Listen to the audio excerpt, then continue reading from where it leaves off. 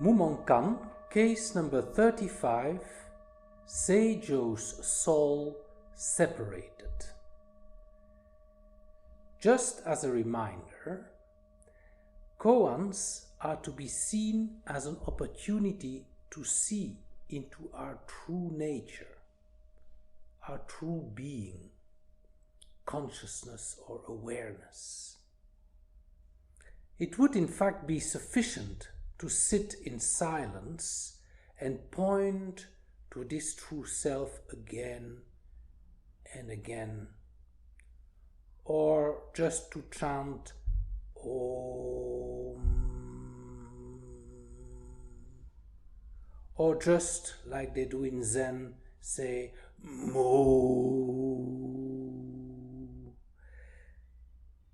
That may be enough for some of you, but for many of us this would be rather boring.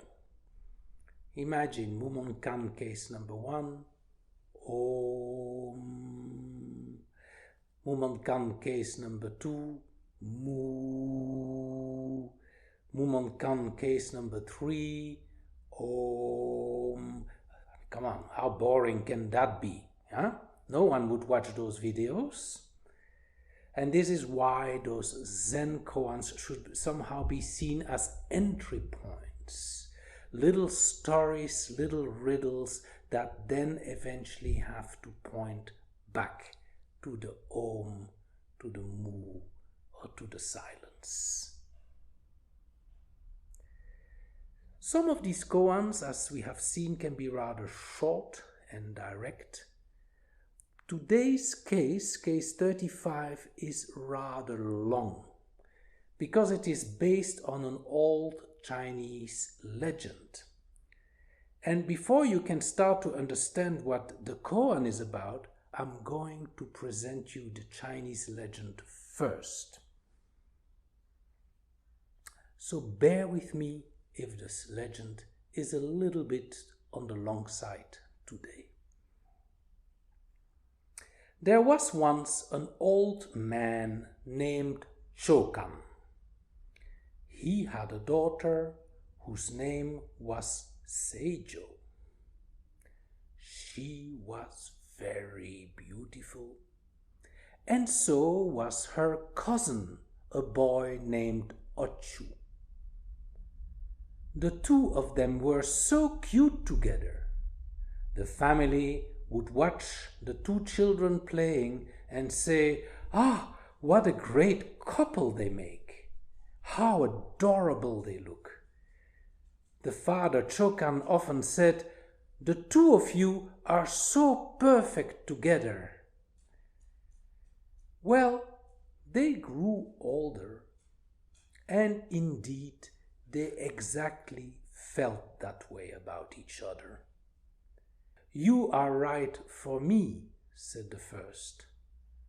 "You are my great love," said the other. But then, to their dismay, the father, Chokan, one day told his daughter that he had chosen a husband for her, and it was not Ochu. At that time, this kind of arranged marriage was quite common in China. However, they couldn't bear it. Ochu couldn't stay in the village and see his beloved married off to someone she didn't really love. And so he left. He got into a boat and began making his way up the Yangtze River. But then it was already half dark. He noticed someone running along the shore, calling after him. He peered into the darkness.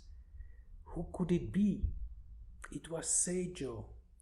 She got into the boat and they went off together. Years passed. They had a family together. Now, as a mother of two children, Seijo began having feelings of deep regret for having run away from her father. Knowing what it's like to love a child, she could imagine his anguish.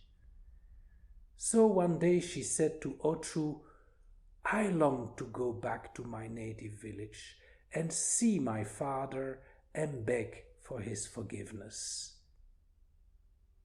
And he then replied, "You know what? I too feel that way. Let us go." So they both got into a boat again and went back down the river.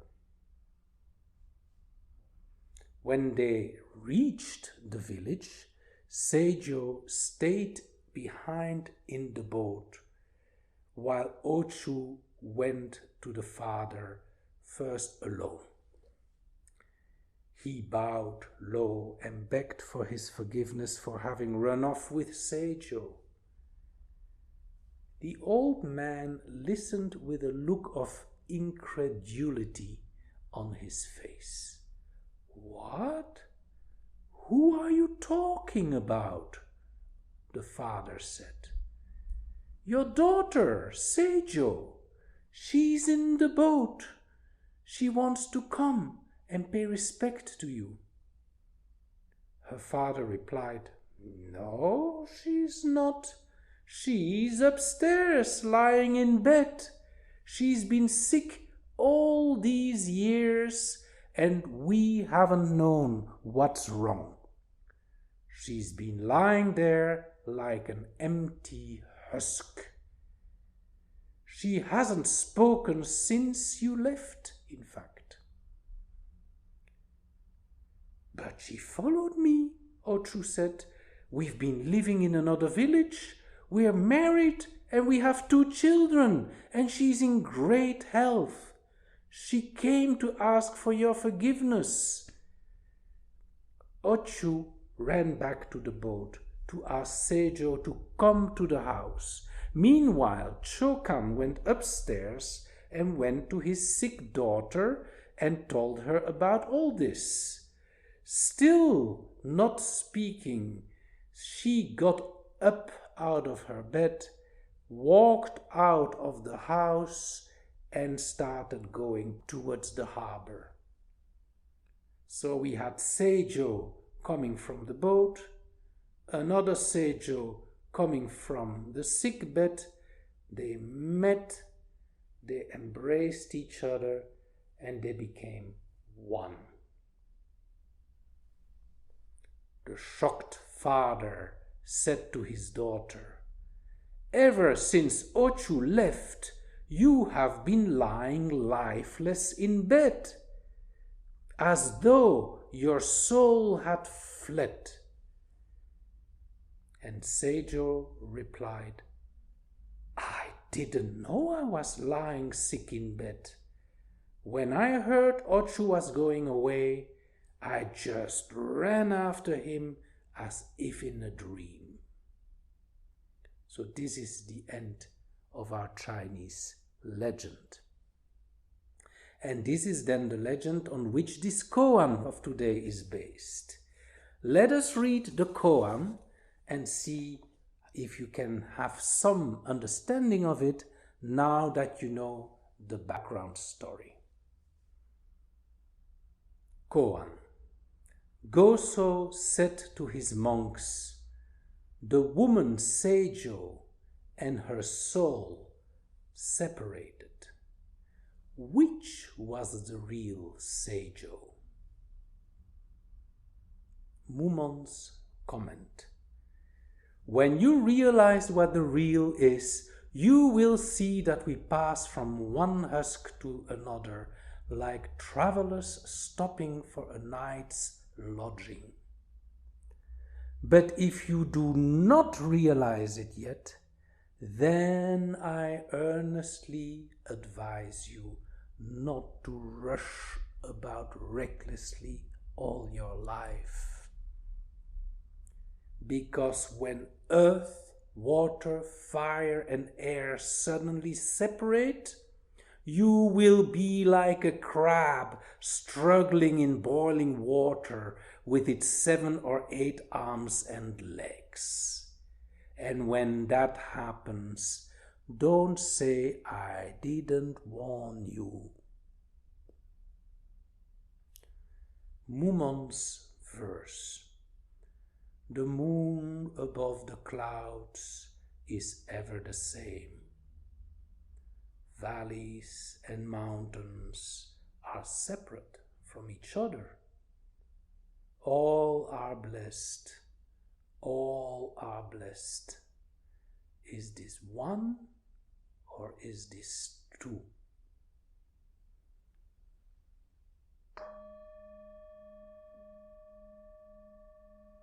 So let's start this koan from the beginning. Goso said to his monks, the woman Seijo and her soul separated. Which was the real Seijo?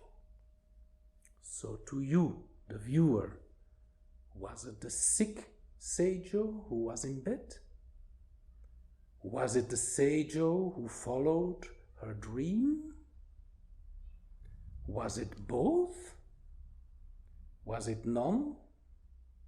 Reflect a moment about this.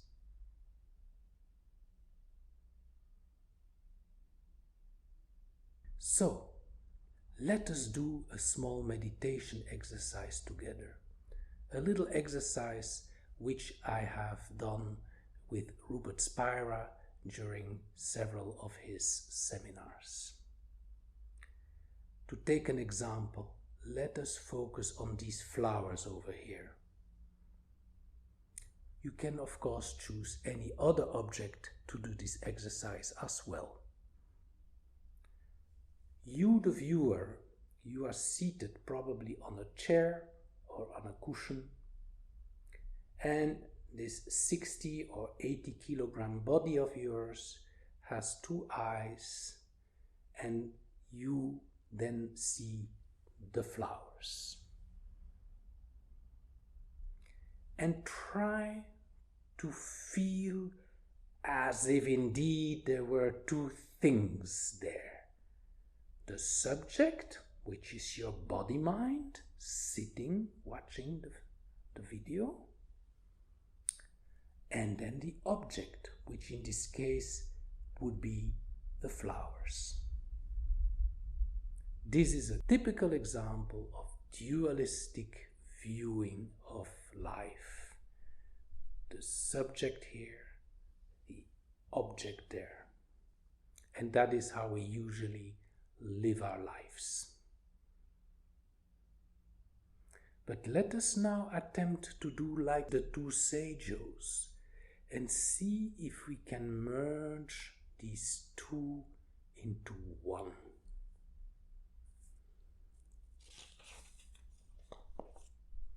We will, for this, use a 2-step approach. During the first step, I would like to ask you to ask yourself the question if it is really true that a 60 or 80 kilogram body-mind sitting on that chair in your sitting room, if that is really what sees these flowers. Is that really your experience? That 2 eyes on your side process the light that is coming from the flowers, that is then processed in your brain. Now, maybe that is what they told you at school, but my question is that your experience? Or is it rather that those flowers appears in you, the viewer, as in aware space, transparent, ever-present space of awareness, which is what you are. By the way, this space we are talking about is also that in which body sensations appear and mind appears in the form of thoughts and feelings.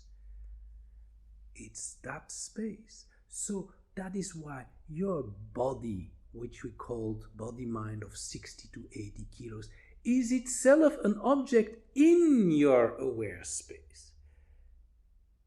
And that is how you then shift from feeling as you were the body mind to know what I am is really this aware space in which flowers appear and in which also body mind appears. However, it is important to note that after this first part of the exercise, we still have dualism. Instead of having a 60 to 80 kilogram body vis-a-vis flowers, dualism, we now have aware space and flowers. So still dualism after this first part of our exercise. Now let's go to that second part. In the second part of our exercise, I would like you to check where this aware space of yours comes to an end and where flowers begin. Can you tell where that happens? You are aware, flowers are there. Where is the borderline between these two? Is there really such a border? That is the question we do during this second part of the exercise. In fact, there is no border to be found. When you still identify with body-mind, you can say this thing stops here and flowers is out there. But when you see yourselves as aware space, it's just like merging into each other. There is no two things here. There is no more subject and object. It's just one giant space in which flowers tend to appear and modulate that space, which is what you are.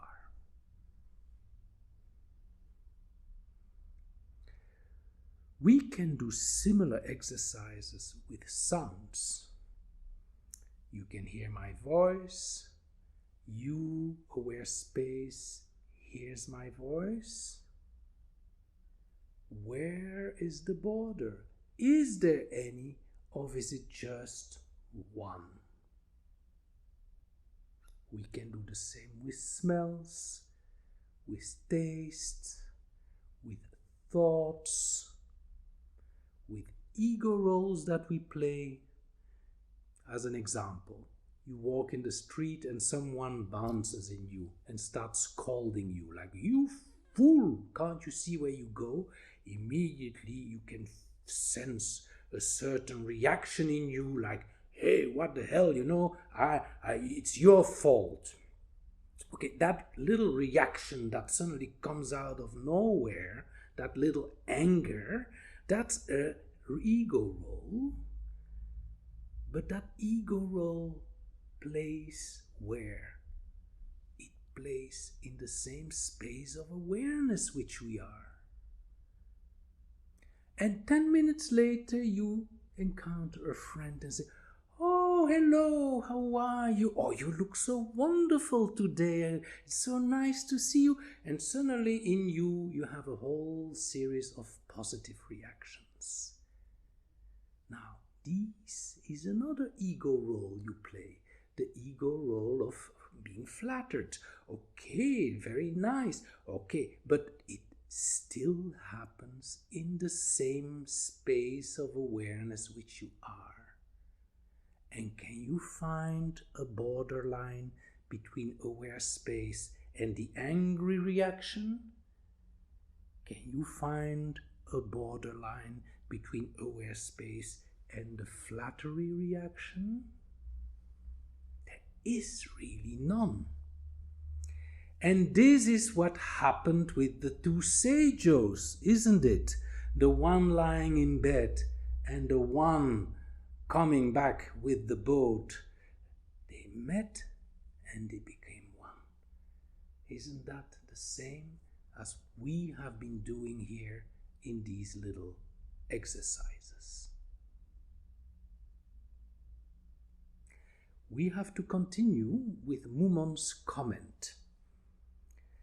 When you realize what the real is, you will see that we pass from one husk to another like travelers stopping for a night's lodging.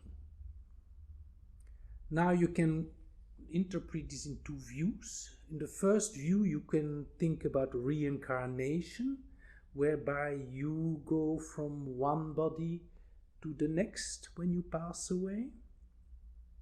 And the bodies then become like a hotel room, one night's lodging. And you move from one to the next. And when you realize your real reality, moving from one hotel room to another no longer becomes such a drama.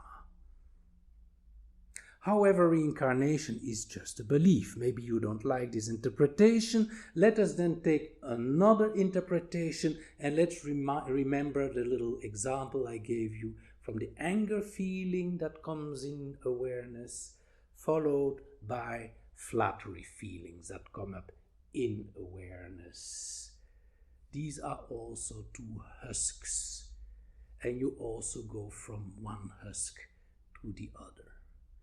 In this case, it's these experiences that come and go in you, just like hotel rooms. When you go on a trip with 10 different destinations, you go from one hotel room to another hotel room to another hotel room. In this case, you go from one experience in life to another experience in life to another experience in life.